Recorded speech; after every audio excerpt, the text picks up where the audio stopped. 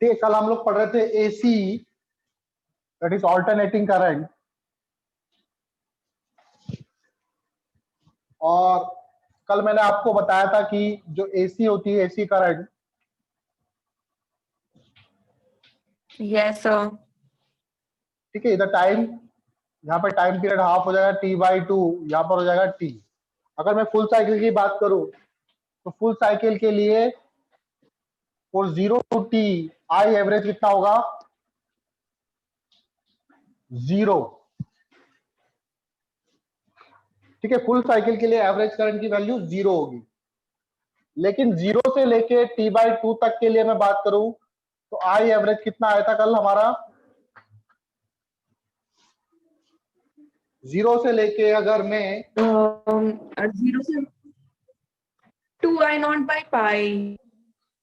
कितना आया था? 2I0/पाई। 2I0/पाई। पाई। देखो ये क्या सिग्निफिकेट करता है, क्या इसका मतलब है? मान लो कोई रेजिस्टेंस है या फिर कोई वायर है, ठीक है, फॉर डीसी करंट, अगर मान लो कोई डीसी करंट फ्लो कर रही है,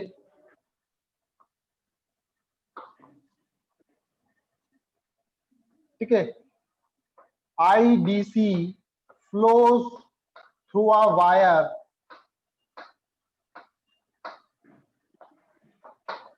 फॉर T सेकेंड। अगर किसी वायर में से डीसी करंट फ्लो कर रही है कितने सेकंड के लिए? T सेकंड के लिए, तो कितना चार्ज फ्लो हुआ कैसे निकालोगे? आई बराबर होता है dQ/dt, सुना है? Yes sir. तो dQ इक्वल टू हो जाएगा आई dt, और अगर मुझे dQ निकालना है तो इसको इंटीग्रेट करूंगा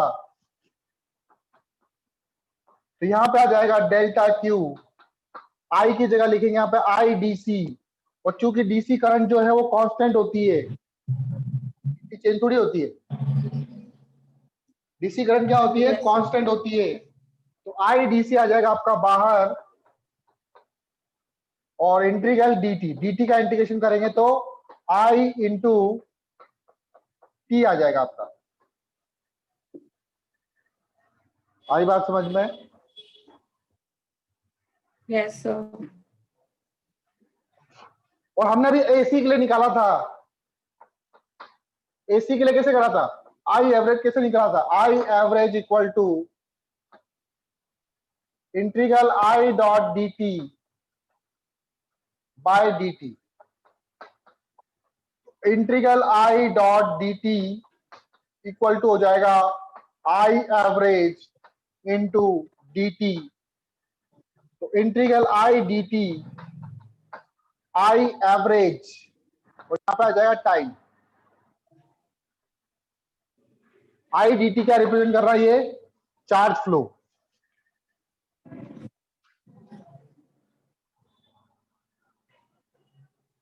ये क्या रिप्रेजेंट करेगा? Delta Q. अब दोनों को कंपेयर करो तो यहां पर आई डीसी जो है वो क्या आई एवरेज का काम कर रही है? यहां पर जो डीसी करंट है और यहां पर एवरेज करंट है, इक्वेशन सिमिलर ही है दोनों। Yes sir. तो हम लोग बोल सकते हैं अगर मैं किसी वायर से आई एवरेज करंट क्या रिप्रेजेंट करती है? एवरेज करंट उस डीसी करंट के बराबर है जो टी टाइम में फ्लो करती है। Yes sir. ठीक है, कैसे लिखेंगे आप इसको? देखो,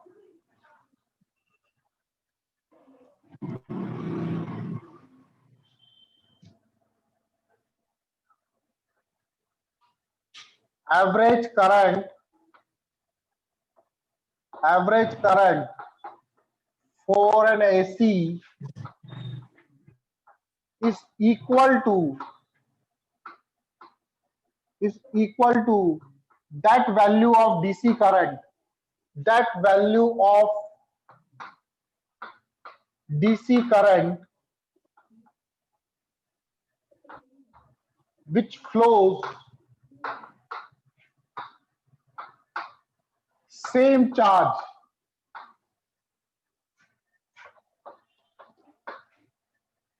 in same interval of time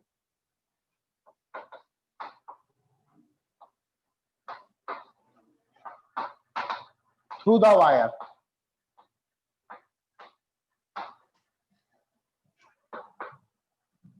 आया कुछ समझ में? Yes, sir. तो डीसी एवरेज करंट क्या रिप्रेजेंट करती है? उस डीसी करंट के बराबर होती है ये जो सेम चार्ज फ्लो करती है किसी टाइम इंटरवल टी में.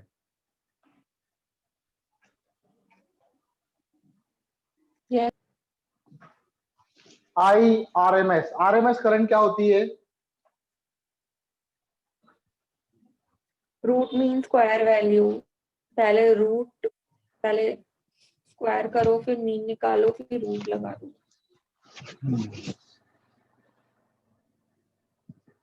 ठीक है. आरएमएस करंट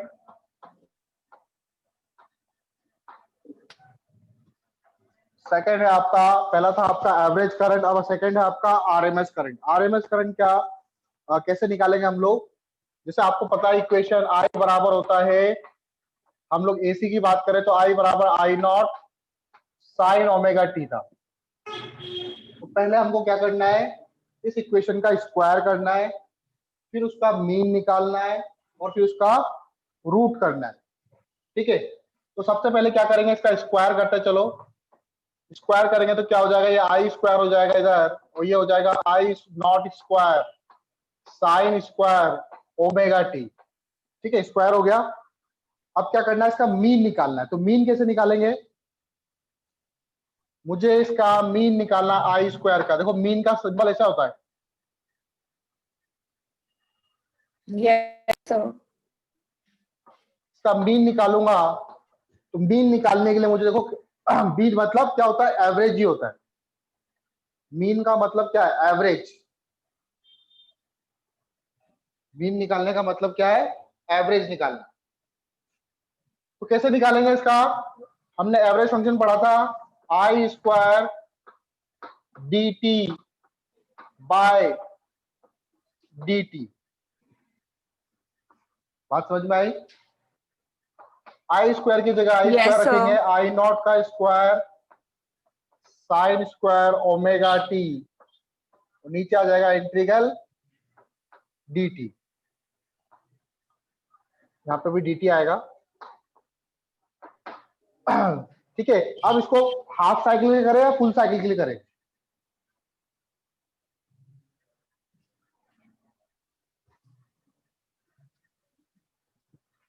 एसी करंट आपकी एसी होती है, तो फुल साइकिल के लिए इसकी वैल्यू क्या आएगी और हाफ साइकिल के लिए इसकी वैल्यू क्या आएगी? सर फुल साइकिल के लिए इसके टर्म्स में ना, हाँ, फुल साइकिल में आई आरएमएस की वैल्यू क्या आनी चाहिए और हाफ साइकिल के लिए आई आरएमएस की वैल्यू क्या आनी चाहिए? Sir IRMS I naught by root 2 और BRMS V naught by root 2. ये हाफ साइकिल के लिए, फुल साइकिल के लिए?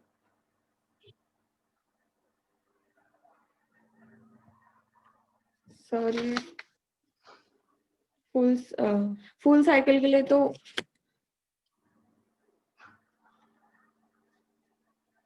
जो वैल्यू सर बताई फुल आपने, ये हाफ साइकिल साइकिल के के लिए या फुल साइकिल के लिए?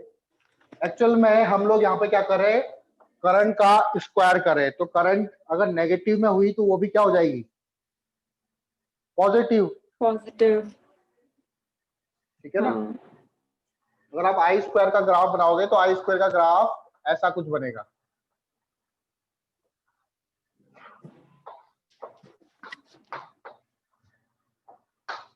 इधर टी बाई टू, इधर टी. तो आप हाफ साइकिल निकालो या फुल साइकिल निकालो, दोनों का आंसर सेम ही आएगा. बात समझ में आई? Yes sir. तो मैं फुल साइकिल निकालता हूं, 0 से लेके टी तक.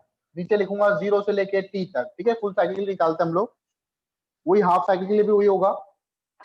तो जो कांस्टेंट है उसको बाहर निकाल दो, आई नॉट का square integral sign square omega T dt, और नीचे क्या आ जाएगा, t माइनस 0 आ जाएगा, डायरेक्ट लिख रहा हूं मैं। अब साइन स्क्वायर ओमेगा टी का इसका इंटीग्रेशन कैसे करें?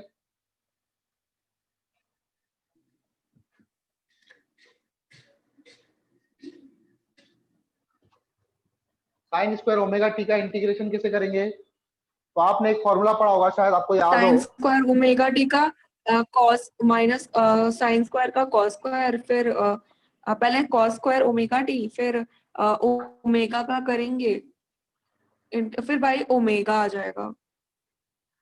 अच्छा shit। हाँ,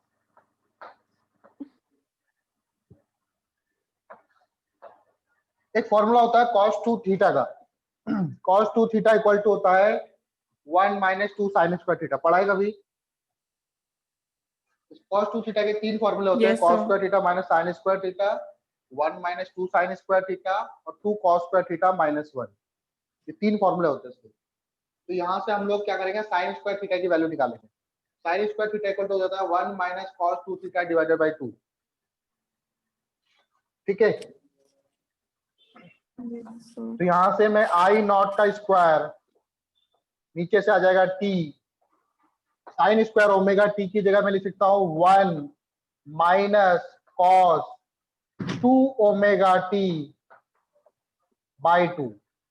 अब इसका करना है इंटीग्रेशन, डी टी कहां से कहां तक, 0 से लेके टी समय तक, ठीक है। इसको रफ कर रहा हूं मैं। Yes sir.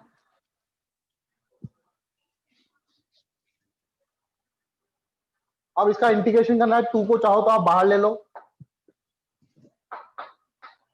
आई नॉट स्क्वायर 2t, अंदर बचेगा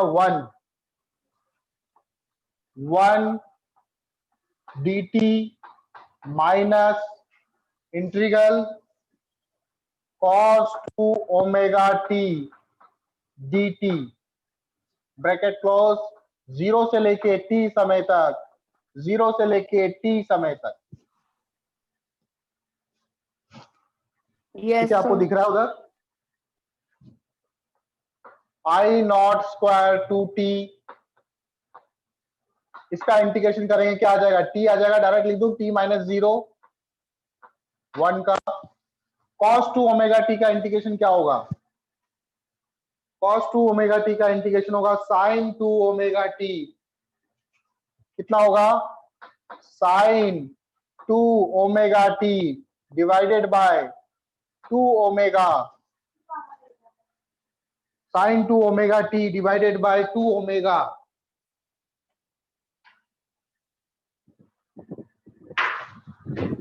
और लिमिट लगा देंगे हम लोग कहां से कहां तक, 0 से लेके t समय तक, ठीक है। आगे देखो, I naught 2t, sorry I naught का स्क्वायर है इधर ना, आई नॉट स्क्वायर 2t, इधर बचेगा t, 1/2 ओमेगा को बाहर ले लो, लिमिट रखो इसमें, साइन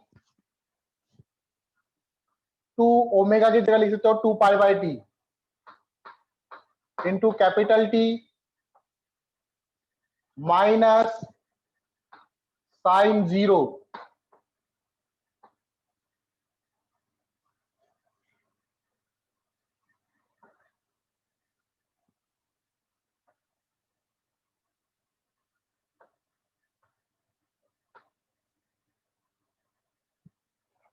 ठीक है।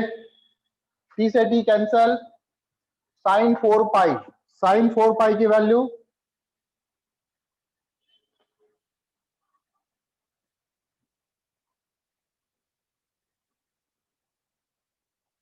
साइन 4 पाई की वैल्यू 0, और साइन 0 की वैल्यू भी 0 आएगी। तो ये हो जाएगा I naught square by 2t T minus ये पूरा हो जाएगा 0, आई नॉट स्क्वायर, टी से टी कैंसिल हो जाएगा, तो आई नॉट स्क्वायर का जो मीन होगा, सॉरी आई स्क्वायर का मीन, ये आ जाएगा आपका आई नॉट स्क्वायर बाय 2। अब क्या करना है, मुझे आई आर एम एस निकालना है। तो आई आर एम एस क्या होगा, इस मीन का, आई स्क्वायर के मीन का रूट कर दो। तो रूट करेंगे तो क्या आ जाएगा, आई नॉट का स्क्वायर, तो आई नॉट आ जाएगा डिवाइडेड बाय √2 आ जाएगा। तो आई आर एम एस आपके पास आया, ऐसे लिखो इसको, I R M S I naught by √2, और इसकी वैल्यू जो आती है वो आती है 0.707।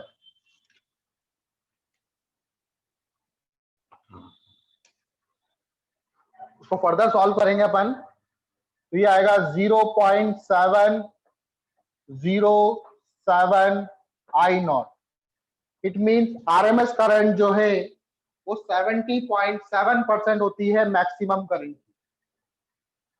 ठीक है, आई आरएमएस आ गया, तो आई आरएमएस की वैल्यू लिख लो।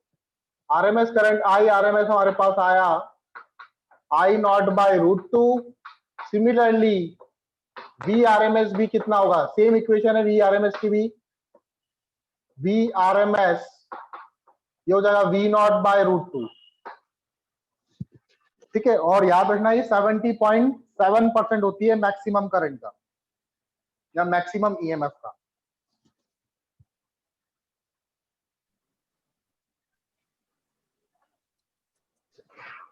RMS value of alternating current is also called virtual value और effective value। ठीक है, ये बताऊंगा इसका मतलब क्या होता है। जैसे हमारे घरों में जो वैल्यू दी होती है, मतलब कोई भी क्वेश्चन में गिवन है आपको कि कोई अप्लायंस है जो 220 वोल्ट पे ऑपरेट हो रहा है, या फिर करंट है जो 5 एम्पियर दे रखी है उसमें, तो कौन सी करंट होगी, मान लो ऐसी करंट फ्लो कर रही है, तो जनरली वो आरएमएस वैल्यू गिवन होती है। आप भाई बताओ सर।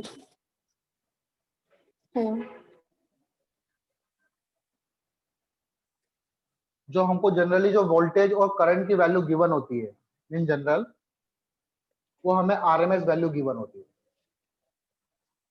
ठीक है, generally the voltage and current given is the RMS value, वो जनरली आरएमएस वैल्यू होती है ना। मान लो कोई एसी सप्लाई है, आपको बोला कि इसमें से 220 वोल्ट करंट 220 वोल्ट आ रहा है, 5 एम्पीयर करंट आ रही है, तो वो आपको आरएमएस वैल्यू की वैल्यू बता रहा है वो, ना कि पीक वैल्यू की। ठीक है, ना ही एवरेज। अब आपने जो एसी एमीटर होते हैं, एसी एमीटर होते हैं, एसी वोल्ट मीटर, एसी को मेजर करने वाले वोल्ट मीटर होते हैं कि कितना वोल्टेज आ रहा है, कितना करंट आ रहा है, तो उसके ऊपर रीडिंग लिखी होती है। ठीक है, 1 एम्पियर, 2 एम्पियर, 3 एम्पियर, और वोल्टेज रेटिंग भी होती है 10, 20, 30 वोल्ट। तो जो रेटिंग होती है उस पर जो प्रिंटेड होते हैं वो क्या रिप्रेजेंट करते हैं, वो भी आरएमएस वैल्यू को ही रिप्रेजेंट करते हैं। ठीक है, एसी एमीटर और वोल्ट मीटर में जो प्रिंटेड होते हैं वो भी आरएमएस वैल्यू को ही रिप्रेजेंट करते हैं। हमारे घरों में जो सप्लाई आती है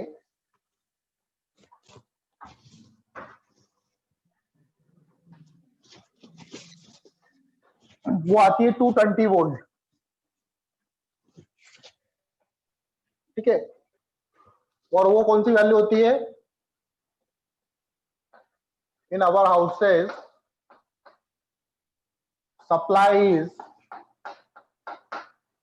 220 वोल्ट। ठीक है, ये भी कौन सी वैल्यू है, ये आरएमएस है, ये वी आरएमएस है आपका 220 वोल्ट। ठीक है, अब मैं पता करना चाहूं तो आरएमएस वैल्यू अलग होती है और आपको पता है कि जो पीक वैल्यू होती है वो अलग होती है।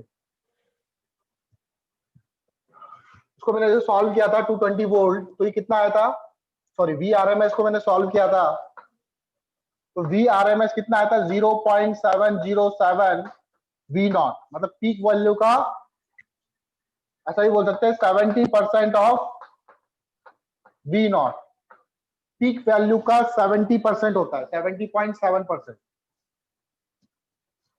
तो पीक वैल्यू कितनी होगी? पीक वैल्यू मतलब ये पीक होता है, ये V0 और इधर होता है माइनस V0, ये पीक वैल्यू होती है। और आरएमएस करंट जो आ रही है वो थोड़ी सी कम आ रही है, यहाँ पे कहीं आएगी, ये आरएमएस वोल्टेज। बात समझ में आ रही है? तो VRMS हो गया 220 वोल्ट, तो V0 कितना हो जाएगा? V0 इक्वल टू हो जाता है 220 इंटू √2 से मल्टीप्लाई कर देंगे इसको, या फिर आप ऐसे करो VRMS को लिख सकते हैं V0 बाय √2, क्रॉस मल्टीप्लाई करेंगे तो V0 इक्वल टू हो जाएगा 220 इंटू √2 की वैल्यू पता है 1.414, इसको सॉल्व करते तो अप्रोक्स आता है 311 वोल्ट। तो जो घरों में जो वैल्यू आती है, वोल्टेज आता है, उसकी मैक्सिमम वैल्यू 311 वोल्ट होती है। कभी कभी क्वेश्चन पूछते हैं हम लोगों से कि विच इज मोर डेंजरस, कौन ज्यादा खतरनाक है, 220 वोल्ट एसी या 220 वोल्ट डीसी?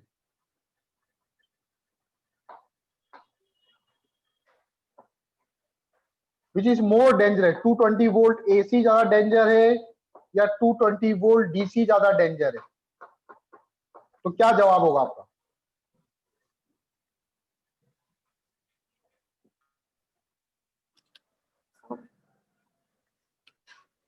सर एसी की करंट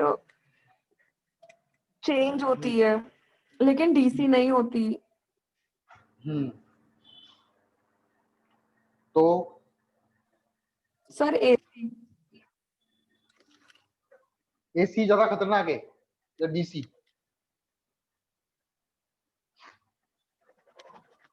सर आइडिया ही नहीं है मुझे वैसे। आपका एसी ज्यादा खतरनाक है। ये जो 220 वोल्ट दे रखा है आपका, दोनों की वैल्यू सेम है, तो डीसी में तो ये क्या होगा, डीसी में तो ये कांस्टेंट 220 वोल्ट देता रहेगा, लेकिन एसी में 220 वोल्ट से ज्यादा देगा, ये 311 वोल्ट, इसकी मैक्सिमम वैल्यू 311 वोल्ट है। ये जो वैल्यू गिवन है हमको, ये आरएमएस वैल्यू गिवन है, ना कि पीक वैल्यू। बात समझ में आई? ये आपकी आरएमएस वैल्यू गिवन है, तो अगर इसका मैं पीक वैल्यू निकालता तो पीक वैल्यू 311 वोल्ट आता है। सिमिलरली 311 वोल्ट, और मतलब हमें कंपेयर करना है 311 वोल्ट और 220 में, तो ये वोल्टेज ज्यादा है, तो ज्यादा वोल्टेज तो ज्यादा खतरनाक। आई बात समझ में? Yes, sir. तो 220 volt AC Yes, is sir. More dangerous as compare to 220 volt DC. ठीक है, अब आरएमएस करंट क्या सिग्निफिकेंट करती है हमको? आरएमएस करंट क्या क्या रिप्रेजेंट करती है? तो देखो आरएमएस करंट क्या रिप्रेजेंट करती है,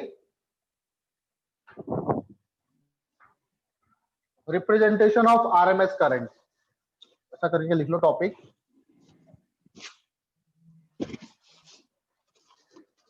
या आरएमएस करंट हम लोग क्यों निकालते, क्या यूज है हमको आरएमएस करंट का, और हम जनरली आरएमएस में ही क्यों वैल्यू देते हैं कि हमारे घरों में सप्लाई आ रही है 220 वोल्ट, वो आरएमएस वैल्यू, क्यों आरएमएस ही क्यों दे रहे हम लोग, एवरेज क्यों नहीं दे रहे, या पीक क्यों नहीं दे रहे डायरेक्टली? तो देखो, मान लो मेरे पास एक, यहाँ पे पहले टॉपिक डाल लो,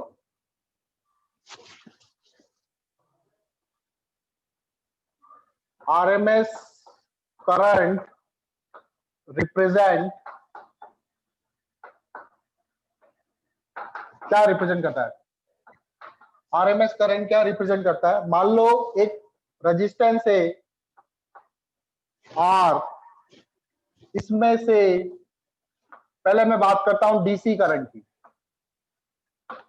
इसमें से डीसी करंट फ्लो कर रही है, दैट इज आई डीसी, कितने समय के लिए? 4 टाइम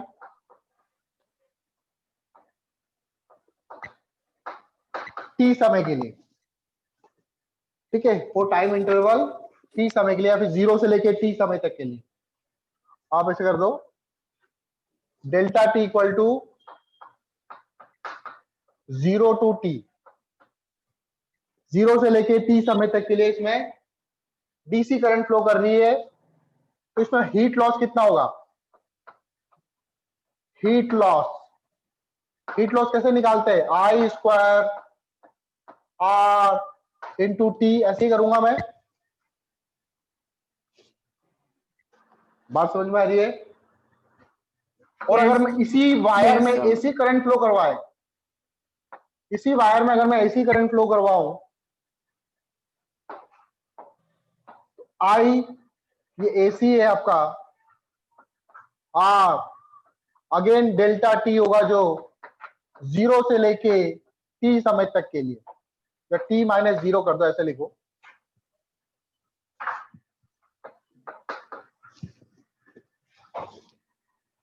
तो कितनी हीट लॉस होगी इसमें?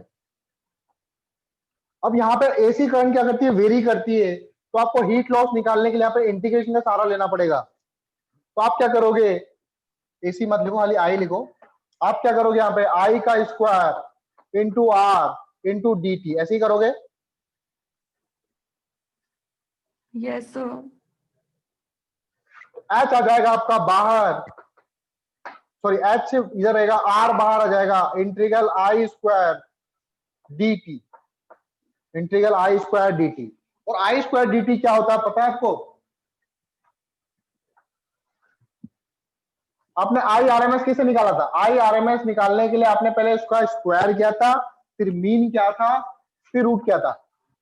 मतलब आपने ऐसे लिखा था ना इसको, अंडर रूट आई स्क्वायर का रूट करा था। और आई स्क्वायर कैसे निकला था? मीन निकालने के लिए आपने क्या करा था? इसको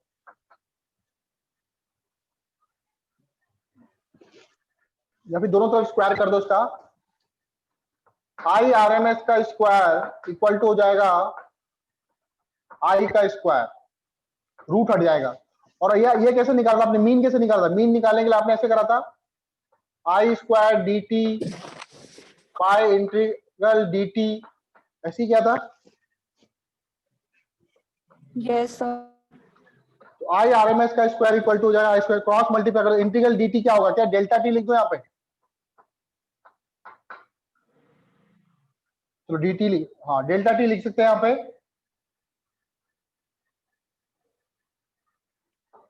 तो ये हो जाएगा आपका, तो डेल्टा टी की वैल्यू कितनी है? I R M S square